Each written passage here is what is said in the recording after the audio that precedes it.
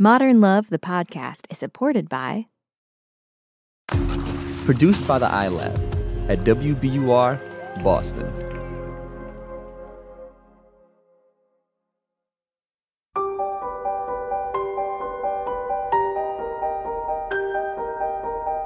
From the New York Times and WBUR Boston, this is Modern Love. Stories of love, loss, and redemption. I'm your host, Meghna Chakrabarty.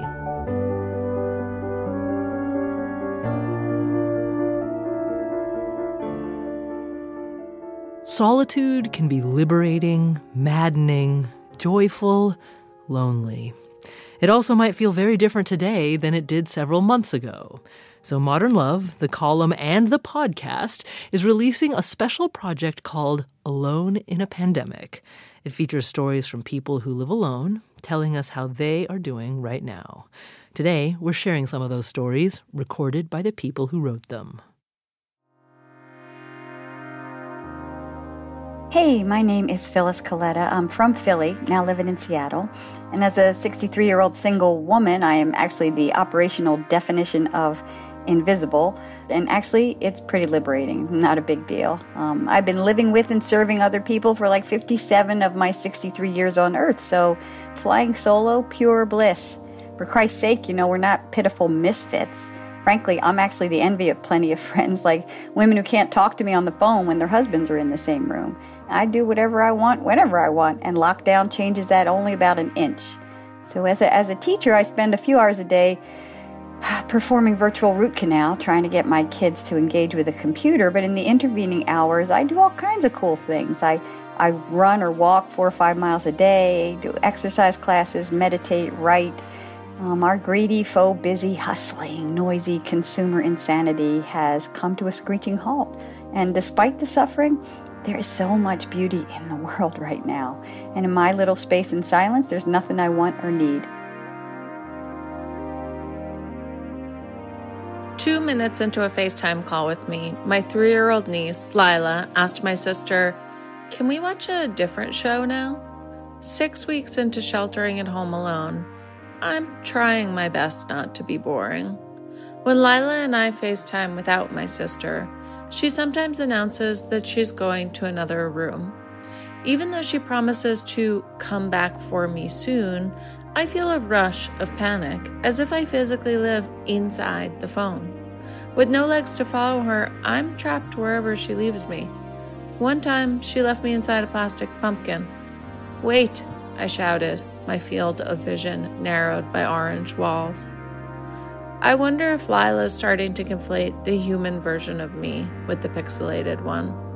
The last time I saw her in real life, hugged her, held her tiny, precious, dirty little hands, was 4 months ago, i.e. 750 years in toddler time.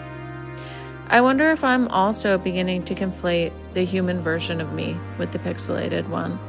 How long can people go without in-person human contact before they start to question the reality of their own existence?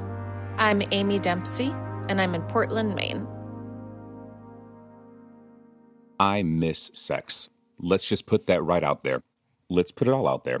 I'm an early 40s, overweight, gay, opera-singing technical writer who went prematurely silver. It isn't like dozens of sex partners were lining up outside my door, but I had some friends, and we had benefits, and everyone was happy.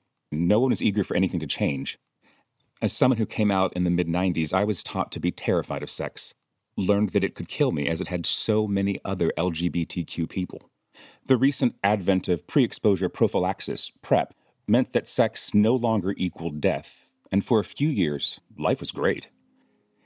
Enter the new coronavirus, and once again, sex equals death. My quarantine bubble does not include any of my friends with benefits. We don't have that level of relationship. We've sent some eggplant emojis to say we're alive, but none of us is risking death to connect in person. As the coronavirus timeline extends, I'm now wondering if I'll ever have sex again. I stopped taking PrEP last week. I used the money to buy a caftan and a turban. If I'm going to be a recluse, I may as well look the part. Shelby Condre, San Diego, California.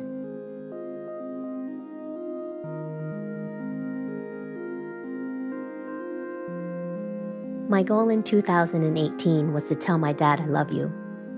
It might not seem like a big deal, but to those who have immigrant parents, Asian parents, any type of "we provide for you, so why do we need to say it" parents, it's a big deal. It has been a long journey for me towards forgiveness and compassion for my dad. And as I neared 40, I needed to heal childhood wounds and change the narrative of our relationship. I hadn't been able to reach the goal, but was content enough with my intention.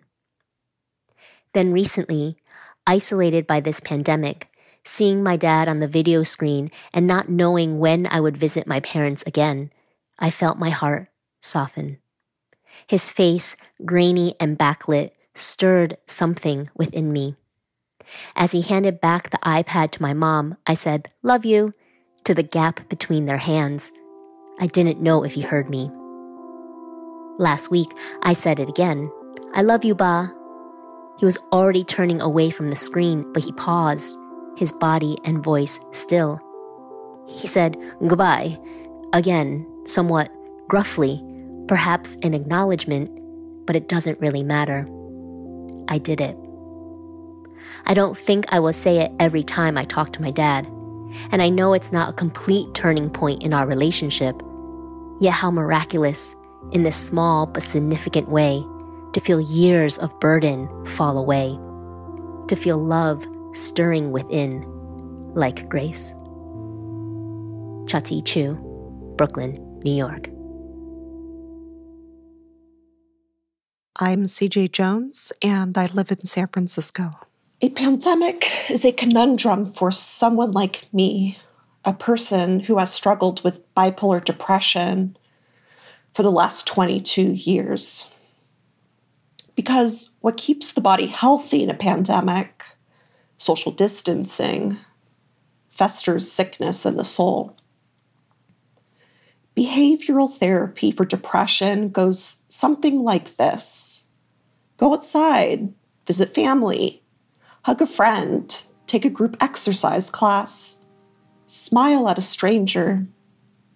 And whatever you do, definitely don't stay alone in your pajamas all day, eating rice pudding in bed, and reading articles about an unpredictable, deadly disease. The days have been difficult, to say the least. I cried when the isolation began to affect even my dog, who pawed at my leg in unhappiness, not understanding why our 2-hour walks had shrunken to 30 minutes in order to avoid the heavy city crowds, why we couldn't sit in our usual outdoor cafe simply to watch people and soak up the sun. But then I remember that everything eventually will pass.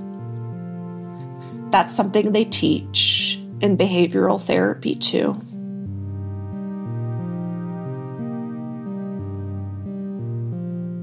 Hey, my name is Claire Manship. I'm 28 years old, and I live in Hamilton Heights, Harlem. A couple of weeks ago, both of my roommates left town, and I was all alone in our 3-bedroom apartment in Harlem. And I was getting really lonely. I read that there were a few local radio stations that were going to play songs for citywide sing-alongs after the citywide clap, starting with Frank Sinatra's New York, New York. Most people had been participating in the citywide clap in our neighborhood, but I seriously doubted that anyone would be doing a sing-along. And I was right. No one really did. But I wanted to sing anyway. I leaned out my window and started singing, "Start spreading the news." My voice was ringing down the alley, echoing back to me. And so then I finished the song loud and proud. And when I was done, all of my neighbors started cheering for me. And then after that, I sang for my neighbors every night for the last 3 weeks. I was spending so many days thinking I was alone. It didn't even occur to me that there were hundreds of other people feeling the same exact way just a few feet away.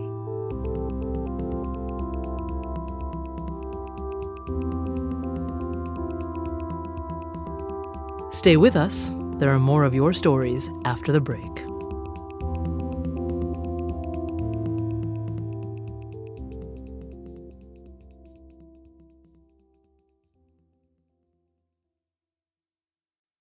We're back. It's Modern Love, the podcast. I'm Meghna Chakrabarti. Today, we're featuring stories submitted to Modern Love about what it feels like to live alone right now. My name is Camila Aisha Moon, and I live in Decatur, Georgia. During this pandemic, I'm finding out so much about myself. Without realizing it, I've made it a point to always stay on the go, keeping the calendar as full as possible. I didn't see this as running, as resistance to fully settling into myself or my home until now. Spending afternoons in my backyard with the birds, squirrels, and the occasional rabbit has brought me so much solace.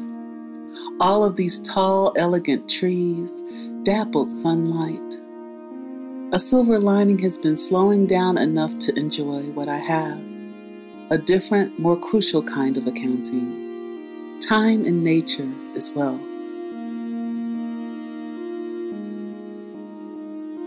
Derek Chevel, Greenwich Village. The texts started arriving a few weeks into quarantine, and I noticed that they were almost all identical. You know, things like, "We're worried about you."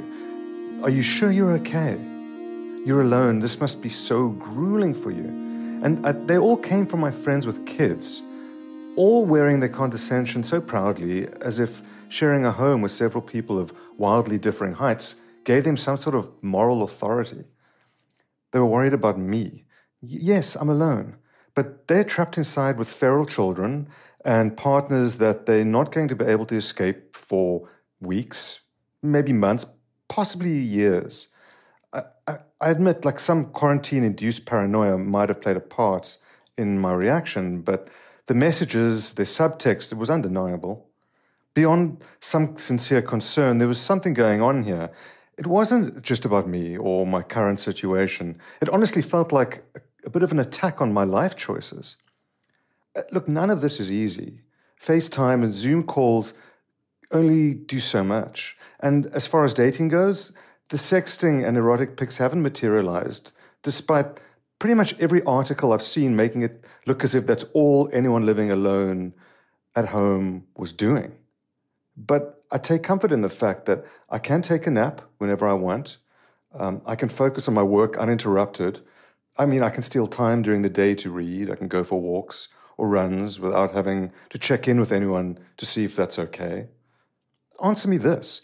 If it's so great with your family, why are you drinking whiskey at noon? Introvert that I am, I was made for this. I had an employer who continued to pay me as I worked from home. I had Wi-Fi. I have no children. A friend shared his Netflix password with me. I was #blessed. Anxiety soon descended. When it finally dissipated, I realized that it wasn't actually anxiety, but sadness, fear, and frustration. I had just ended a relationship. I thought of all the couples having the quarantine sex that I could have been having. Oh, to be able to squeeze in a quickie between work Zoom meetings.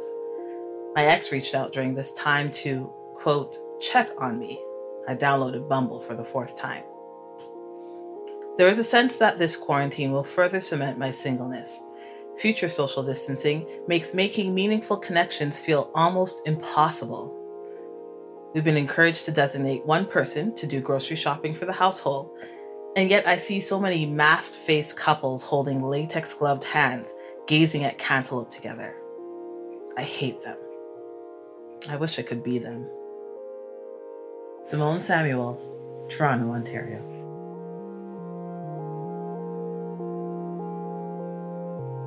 My name is Desiree Ontiveros, and I live in New Orleans, Louisiana. It's impossible to be lonely in New Orleans. Try going on a quiet walk, perching solo on a bar stool, or standing in a grocery line. Someone will talk to you, and not just about the weather. Within minutes, you'll find you have a dozen acquaintances in common. Or at least that was my New Orleans. Today marks more than 2 months that I've scarcely left my one-bedroom townhome in the French Quarter. I took a couple of walks, and I attempted to go grocery shopping once. At the grocery, I kept my eyes down. Staring at the basket, I realized I didn't need the coffee. I didn't need the kale. And who touched these avocados? Those were luxuries of the past. I had plenty of canned food in my pantry that I had never touched, because who needs canned goods when you live in the French Quarter? I started to feel ill. Then I learned I had COVID-19. Was it the avocados? Living alone started to take its toll. Yes, my friends sent gift cards. Neighbors dropped food at my stoop. But who would know if I took a bad turn? If I couldn't breathe? My doctor FaceTimed me every day and took my chart home every night just in case I called. She was worried about me living alone. I really need to shop again now, but I'm sure some stranger will ask, "How you doing, baby?" And I'll be tempted to share everything. Unload all of my fears and insecurities. But it's not the same when you have to shout it from 6 feet away.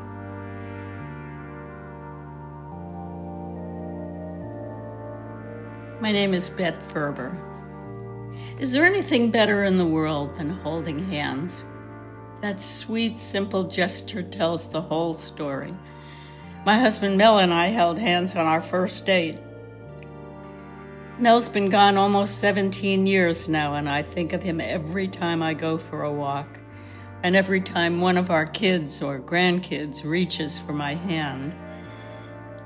This winter, after I turned 90, coronavirus arrived, and with it a certain anxiety. No visitors, no shared meals, no hugs or kisses, and hardest for me, no one to hold my hand. Sometimes I want to shout, "Why? What did I do?" Other times I just feel grateful for the safety of my apartment and calls from family and friends. I even learned to Zoom. I do wait for the day when this quarantine is over and I can go back out into the world. And most importantly, I live for the day when I can hold the hands of those I love. We've got more after the break. Here's Daniel Jones, editor of the Modern Love column for the New York Times. I think one thing that has struck us all about this pandemic is just how quiet it is. You think of a disaster of this magnitude like it's some sort of action movie, and this has been just largely silent. Yet you know that people are living lives in their houses, and those who are by themselves have no contact with anyone and don't have anyone to hug or touch. And we wanted to find out what was happening and give voice to all of these people, whether they are suffering in solitude or enjoying the solitude or not having their lives change that much from before.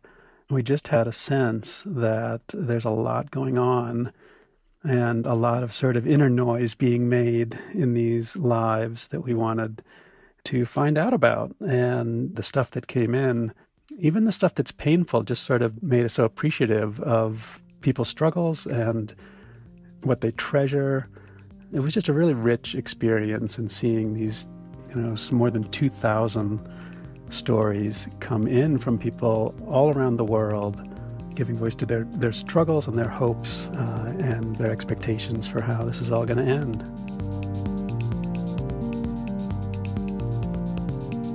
Modern Love is a production of the New York Times and WBUR, Boston's NPR station. It's produced, directed, and edited by Caitlin O'Keefe. Original scoring and sound design by Matt Reed. Iris Adler's our executive producer. We're edited by Catherine Brewer. Daniel Jones is the editor of Modern Love for the New York Times and advisor to the show. The stories you heard today were edited by Jessica Bennett, Mia Lee, Anya Stremian, and Daniel Jones at the New York Times. Special thanks to them. Thanks also to all of the people who contributed a story to this episode.